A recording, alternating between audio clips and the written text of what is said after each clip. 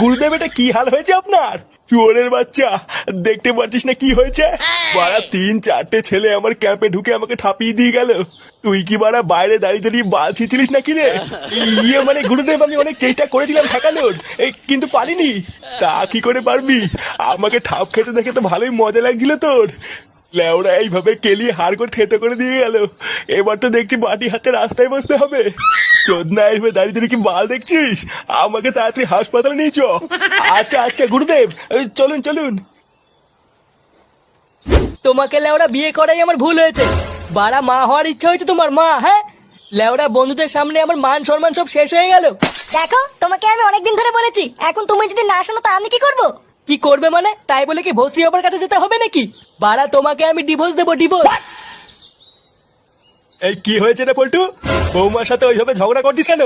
দেখো বাবা, তুমি যেটা জানো না সেটা নিয়ে কথা বলবো না। এটা আমার আর ওর ব্যাপার, তুমি যাও এখান থেকে। কি হয়েছে? কি বললি? যত বড় মুখ নেই তত বড় কথা, মেরে তোর মুখ ভেঙে দেবো। কোনো কাজকর্মের বেলায় নেই, ইনকামের বেলায় নেই, আবার বইয়ের উপরে গরম। আর একবার যদি শুনি তুই বৌমার সাথে ঝগড়া করেছিস, তাহলে তোর কপালে কষ্ট আছে বলে দিলাম। তোমার জন্য বাড়া আজকে বাবাও আমাকে উল্টো পাল্টা কথা বলে গেল। লেওরা তোমাকে তো আমি ডিভোর্স দেবই, এই বলে গেলাম।